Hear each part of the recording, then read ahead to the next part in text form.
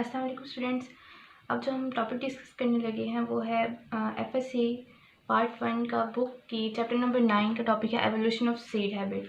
सबसे पहले अगर हम एवोल्यूशन को देखें तो किसी भी चीज़ का सिंपल से कॉम्प्लेक्स फॉर्म में कन्वर्ट होना क्या कहलाता है, evolution. With the passage of time her cheese change होती गई है, ठीक है। जिस तरह से कंडीशंस चेंज होती गई हैं, ऑर्गेनिजम्स ने भी अपने अंदर चेंजिंग्स लाई है। तो प्लांट्स ने अपने अंदर क्या चेंज लाई है कि उसने क्या किसकी एवोल्यूशन करवाई है, सीड की। अब सीड क्या है? सीड एक रिप्रोडक्टिव स्ट्रक्चर है। सीड क्या है? एक रिप्रोडक्टिव स्ट्रक्चर है, यानी कि इससे आगे क्या बनना है, एक नया प्लांट बनना है। इसकी रिप्रोडक्शन किससे होगी? स्पोर्स से होगी, क्योंकि हमने देखा था कि अर्ली प्लांट्स में क्या बनते हैं, स्पोर्स। तो इसको पढ़ते हैं। सबसे पहले लिखा हुआ है स्पर्मेटोफाइट्स। जहाँ पे भी लव स्पर्म आ जाए आपने समझ जाना है ये किसकी बात हो रही है, कि सीड की बात हो रही है। स्पर्म फाइट कहते हैं प्लांट्स को, तो सीड प्रोड्यूसिंग प्लांट्स को क्या कहा जाता है, स्पर्मेटोफाइट्स। अब जो सीड प्रोड्यूसिंग प्लांट्स हैं उन्होंने प्रीडोमिनेंट कर ली, यानी कि अगर आप दुनिया पर देखते हो तो सबसे ज़्यादा अमाउंट में कौन है, डोमिनेट प्लांट्स कौन से हैं, सीड प्रोड्यूसिंग प्लांट्स हैं। डोमिनेट का मतलब है कि ये वाज़ेह हो जाते हैं, गालिब आ जाते हैं किस पे, नॉन सीड प्लांट्स पे। तो आपने कहीं पे भी देखा हो, किसी भी नर्सरी में गए हो तो हर प्लांट के लिए एक सीड होता है, ठीक है। तो जो सीड प्लांट्स हैं वो आज दुनिया में ज़्यादा देखे जाते हैं, ये डोमिनेट करते हैं। इंपॉर्टेंट चेंज है इनके रिप्रोडक्टिव सिस्टम में सीड का बनना, क्योंकि रिप्रोडक्शन में इन्वॉल्व है। इसकी जो एवोल्यूशन थी वो इनके रिप्रोडक्टिव सिस्टम में एक बहुत इंपॉर्टेंट चेंज था, ठीक है। ये क्यों बना था? ताकि वो अपने रिप्रोडक्टिव स्ट्रक्चर को प्रोटेक्शन प्रोवाइड कर सके और अपनी सर्वाइवल को जो है वो इंश्योर कर सके प्लांट। अब ये वस्कुलर प्लांट्स में बनना शुरू हुआ था 390 मिलियन ईयर्स अगो। पहले वस्कुलर प्लांट्स यहाँ पे कौन से हैं, ट्रैकियोफाइट्स, जिनमें वस्कुलर बंडल्स प्रेजेंट होते हैं। और फर्स्ट कंप्लीट सीड कब देखा गया था, 365 मिलियन ईयर्स अगो, यानी कि टोटल जो टाइम लगा उसको 25 मिलियन ईयर्स लगे हैं सीड की एवोल्यूशन में। एवोल्यूशन एक बहुत ही स्लोली ग्रेजुअली प्रोसेस है, ये कभी भी फौरन नहीं हो जाता, मिलियन ऑफ ईयर्स, करोड़ों साल लग जाते हैं इसको होने में, ठीक है। अब अगर हम ओव्यूल की बात करें तो ओव्यूल क्या है, इंटेग्यूमेंटेड इनडेसेंट मेगास्पोरेंजियम। ये 3 बातें आपने याद रखनी है। इंटेग्यूमेंट का मतलब होता है कवरिंग। कवरिंग मतलब लेयर्स जड़ी होती है, प्रोटेक्शन हुई होती है। प्रोटेक्शन क्योंकि उसने रिप्रोडक्टिव सिस्टम को प्रोवाइड करनी है, तो इंटेग्यूमेंट किसे कहा गया, कवरिंग को। इनडेसेंट कहते हैं कोई भी चीज़ जो टाइटली बाउंड होती है, यानी कि अगर ये कवरिंग टाइटली बाउंड होगी किसके साथ, मेगास्पोरेंजियम के साथ। तो पॉइंट टू बी नोटेड कि यहाँ पे प्रोटेक्शन किसको दी जा रही है, मेगास्पोरेंजियम को। मेगास्पोरेंजियम को प्रोटेक्शन क्यों प्रोवाइड की जा रही है, प्लांट ने क्यों इसको प्रोटेक्शन प्रोवाइड करने के बारे में सोचा, क्योंकि इस मेगास्पोरेंजियम से, यहाँ पे देखें, इस मेगास्पोरेंजियम से क्या बनेगा, फीमेल गेमीटोफाइट बनेगा। और फीमेल गेमीटोफाइट क्या बनाएगा, एग बनाएगा। और एग है रिप्रोडक्टिव स्ट्रक्चर जिसकी प्रोटेक्शन के लिए इतनी सारी लेयर्स बन रही हैं। हमेशा याद रखना है कि मेगास्पोरेंजियम क्या बनाता है, फीमेल गेमीटोफाइट, और फीमेल गेमीटोफाइट क्या बनाता है, एग। अब सबसे अंदर क्या है, एग के, यानी कि एग को कोई नुकसान नहीं पहुंच सकता। एग के बाहर क्या है, फीमेल गेमीटोफाइट, उसके बाहर क्या है, मेगास्पोरेंजियम। और मेगास्पोरेंजियम ने क्योंकि ये दोनों चीज़ें बनानी है, तो उसको कौन कवर कर रहा है, इनडिसेंट इंटेग्यूमेंट, एक टाइटली कवरिंग उसको कवर कर रही है। तो ओव्यूल की डेफिनेशन होगी इंटेग्यूमेंटेड इनडिसेंट मेगास्पोरेंजियम। सीड क्या होता है, जब ये ओव्यूल जो है फर्टिलाइज हो जाता है, यानी कि जब यहाँ से बाहर से पोलन आएगा, जो कि क्या है, मेल रिप्रोडक्टिव स्ट्रक्चर है। जब पोलन यहाँ पे आएगा, एग को फर्टिलाइज करेगा, और ये ओव्यूल जो है फर्टिलाइज हो जाएगा, फर्टिलाइजेशन हो जाएगी, तो वो क्या बना देगा, सीड बना देगा। Fertilised ovule is called seed. अब एवोल्यूशन किस तरह से, सबसे पहले तो होमोस्पोरस जो कुछ प्रिमिटिव मतलब के पुराने प्लांट्स थे, प्रिमिटिव कहते हैं पुराने प्लांट्स को, वो क्या करते थे होमोस्पोर्स बनाते थे, ठीक है। यहाँ होमो का मतलब होता है सेम काइंड ऑफ स्पोर्स बनाते थे, उनमें कुछ डिफरेंस नहीं था होता। तमाम लैंड प्लांट्स ने अप टू ट्रीडोफाइट एक प्लांट का ग्रुप है, यहाँ तक तमाम प्लांट्स ने होमोस्पोरस प्लांट्स बनाए, होमोस्पोर्स बनाए। लेकिन उसके बाद ट्रीडोफाइट के ग्रुप के बाद क्या हुआ, उन्होंने हेट्रोस्पोर्स बनाने शुरू किए। हेट्रो मतलब डिफरेंट। 2 तरह के स्पोर्स बनते थे, एक था माइक्रोस्पोर, माइक्रो का मतलब है स्मॉल इन साइज, और मैक्रोस्पोर, मैक्रो कहते हैं लार्ज इन साइज को। तो जहाँ पे भी लफ्ज़ माइक्रो आ जाए आपने याद रखना है कि वो किसकी बात हो रही है, मेल की बात हो रही है। और जहाँ पे भी लफ्ज़ मैक्रो आ जाए उसकी बात हो रही है फीमेल की। तो माइक्रोस्पोरेंजियम के अंदर, स्पोरेंजियम किसे कहते हैं, एक स्ट्रक्चर जिसके अंदर माइक्रोस्पोर्स या कोई भी स्पोर पड़ा हो उसे हम स्पोरेंजियम कहते हैं। अगर माइक्रोस्पोर पड़े हैं तो माइक्रोस्पोरेंजियम, अगर मैक्रोस्पोर पड़े हैं तो मैक्रोस्पोरेंजियम। तो माइक्रोस्पोरेंजियम के अंदर क्या पड़े होंगे, माइक्रोस्पोर।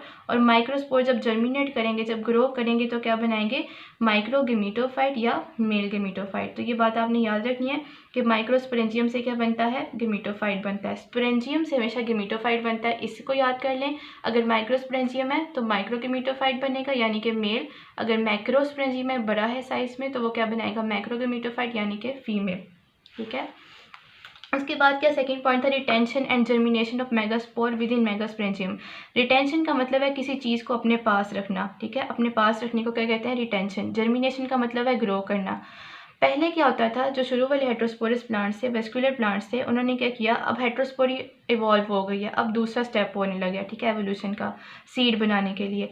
वो क्या करते थे, जब इस मेगास्पोरेंजियम के अंदर, अब हम ना यहाँ पे सारा फीमेल को डिस्कस करेंगे, मेल को डिस्कस नहीं करेंगे, ठीक है, क्योंकि मेल जो होते हैं, जो पोलन होते हैं, वो ज़्यादा लार्ज अमाउंट में बनते हैं, उनमें से एक दो को कोई डैमेज भी हो जाए तो नुकसान नहीं होता, लेकिन जो फीमेल है उसकी प्रोटेक्शन ज़रूरी थी। अब यहाँ पे देखें, ये एक मेगास्पोरेंजियम है, उसके अंदर कितने मेगास्पोर पड़े हैं, 1 2 3 4, ठीक है, 4 पड़े हैं। अब जब ये मेगास्पोर बनते थे तो फ़ौरन ही जो शुरू वाले प्लांट थे वो इस मेगास्पोर को बाहर फेंक देते थे कि जाके ये डिस्पर्स करें। शेड का मतलब है फेंक देना, डिस्पर्स का मतलब है फैल जाना, और वहाँ पे जाके ये क्या बनाए, फीमेल गेमीटोफाइट। जिस तरह से हमने बात की कि स्पोरेंजियम क्या बनाता है, गेमीटोफाइट। अगर मेगास्पोरेंजियम है तो क्या बनाएगा, फीमेल गेमीटोफाइट यानी कि मेगा गेमीटोफाइट। तो जैसे ही मेगास्पोर बनते थे उसको फ़ौरन बाहर फेंक दिया जाता था, लेकिन ये चीज़ किस लिहाज से अच्छी नहीं थी, क्योंकि ये उसके सर्वाइवल को क्वेश्चन करती थी। किस तरह से कि अगर आप एक बिल्कुल ही छोटा सा बच्चा, अभी वो इस काबिल ही नहीं हुआ कि वो बाहर की चीज़ों को सर्वाइव कर सके, फेस कर सके, और आप उसको बाहर भेज दो तो उसके लिए मुश्किल हो जाता है सर्वाइव करना। इसीलिए जैसे ही अभी मेगास्पोर सून आफ्टर फॉर्मेशन अभी वो बने और उसको बाहर भेज दिया, तो ये चीज़ गलत थी। तो स्लेजिनेला एक ऐसा प्लांट का ग्रुप था जिसने क्या किया, इसको बाहर नहीं रखा, इसको बाहर नहीं भेजा, सून आफ्टर द फॉर्मेशन इसको अपने अंदर से बाहर नहीं निकाला।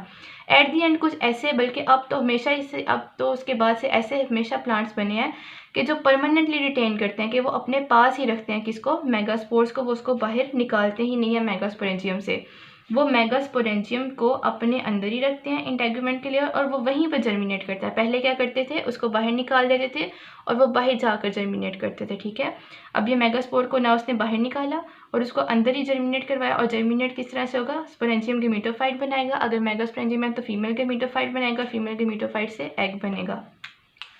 उसके बाद प्रोटेक्टिव लेयर किस तरह से बनी, जो हमने इंटेग्यूमेंट्स कहा, ये किस तरह से बनी मेगास्पोरेंजियम के इर्द गिर्द। ये जो मेगास्पोरेंजियम है ना, ये पड़ा हुआ है ब्रांचेस और स्पोरोफाइट। स्पोरोफाइट की ब्रांचेस के ऊपर क्या पड़ा होता था, ये मेगास्पोरेंजियम। तो ये ब्रांचेस जो थी ना स्पोरोफाइट की, ये ब्रांचेस हैं स्पोरोफाइट की, जिसके ऊपर क्या पड़ा है, मेगास्पोरेंजियम, ठीक है। क्योंकि स्पोरोफाइट वो प्लांट जो स्पोर्स बनाते हैं, तो स्पोर कौन सा इसने बनाया है, मेगास्पोर, वो किसके अंदर पड़ा है, मेगास्पोरेंजियम के अंदर। तो ये फ्यूज़ करती हैं, तो फ्यूज़ करने के बाद क्या बनता है, एक लेयर बनती है, और इस तरह से ये जो चीज़ है ये इसके अंदर आ जाती है। तो इस तरह से ये इंटेग्यूमेंट्स बने हैं। Branches of sporophyte surrounding megasporangium fuse मिल गए हैं टू फॉर्म इंटेग्यूमेंट, यानी कि लेयर्स बनाई है। इसको हम इनवेलप भी कहते हैं। कोई भी चीज़ तो आउटर सरफेस पे प्रेजेंट होती है उसे हम इनवेलप कहते हैं, प्रोटेक्टिव कवरिंग। ये सारी चीज़ें क्यों हो रही हैं, मैं रिपीट करती हूँ, एग की प्रोटेक्शन के लिए। अब ओव्यूल बन गया, ये ओव्यूल था इंटेग्यूमेंटेड इंडेसेंट मेगास्पोरेंजियम, उसको हमने ओव्यूल का। ओव्यूल जो है वो उसके बनने का मकसद ये था ताकि इसके टेरेस्ट्रियल इन्वायरमेंट में सर्वाइवल को ये इंश्योर कर सके, ठीक है। हर सारी गेम ही किसकी है, सर्वाइवल की है। और किसके सर्वाइवल की है, प्रोटेक्शन ऑफ एग अपरेटस। सारे वो चीज़ें जो कि क्या बना रही हैं, एग क्या क्या बना रही हैं, मेगास्पोरेंजियम है वो फीमेल गेमीटोफाइट बनाएगा, वो एग बनाएगा, तो ये क्या है, एग अपरेटस, उसकी प्रोटेक्शन के लिए ये चीज़ बनी है। आगे देखिए, single functional megaspore in each megasporangium. पहले क्या होता था, हर मेगास्पोरेंजियम के अंदर कितने मेगास्पोर होते थे, 4 मेगास्पोर होते थे। और आपने ये बात याद रखनी है कि मेगास्पोर किससे बनते हैं, मेगास्पोर मदर सेल से। अब जो चीज़ वो है ना, 1 से भले 2, 2 से भले 100, वो तब अच्छी लगती है जब आपस में यूनिटी हो। लेकिन अगर आपस में यूनिटी नहीं है, कि आपस में अगर अंदरूनी जंगें होने लग जाएं, तो ये बाहर से आके कोई नुकसान पहुंचाए, इससे पहले हम आपस में लड़ के मर जाते हैं, यही चीज़ है। तो ये 4 मेगास्पोर्स थे, अगर ये चारों ही ग्रो कर जाते और चारों ही गेमीटोफाइट बना देते, फीमेल गेमीटोफाइट, तो सबसे पहले तो यहाँ पे कंपटीशन आना था इतनी सी जगह पे, किसका, स्पेस का, उसके बाद किसका, फूड का। तो कंपटीशन से बचने के लिए प्लांट ने क्या किया, इसने 3 जो मेगास्पोर्स थे उनको डीजेनरेट कर दिया, अबॉर्ट कर दिया। अबॉर्ट का मतलब होता है ज़ाया कर दिया। पीछे बचता है सिर्फ एक सिंगल फंक्शनल मेगास्पोर, यानी कि सिर्फ एक ही सिंगल गेमीटोफाइट बनेगा एक मेगास्पोर से। इसी को कहा गया है कि single functional megaspore in each megasporangium. उसके बाद क्या हुआ, डेवलपमेंट हुई एम्ब्रियो सैक की। एम्ब्रियो सैक बच्चे किसे कहते हैं, मेगास्पोरेंजियम, फीमेल गेमीटोफाइट और एग को टोटल मिला के क्या कहा जाता है, एम्ब्रियो सैक, ठीक है। एम्ब्रियो एक, जब एग फर्टिलाइज हो जाता है ना, जाइगोट बन जाता है, तो उसके बाद जो डिवीजन होती है तो एम्ब्रियो बनता है, ठीक है। उसके बाद देखिए, modification of distal end of megasporangium for pollen capture. पहले जो था ना ये मैगोस्पोरेंजियम जिसकी शेप आप ये देख रहे हो, पहले ये शेप इस तरह से होती थी। इसका जो डिस्टल एंड था वो कहाँ होता था, नीचे की तरफ होता था। अब जब पोलन आता था तो वो एग तक पहुँचता ही नहीं था, क्योंकि या तो वो इस तरफ से गिर जाता था या वो इस तरफ से गिर जाता था, क्योंकि ये चीज़ जो है बंद है। ओपनिंग कहाँ पे, नीचे की तरफ। फिर क्या किया इन्होंने, अपनी शेप को चेंज किया, ठीक है, पूरा ट्विस्ट कर गए।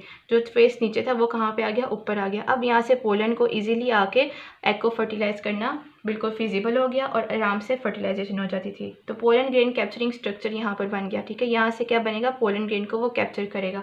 पोलन ग्रेन क्या है, मेल गमीट है, ठीक है।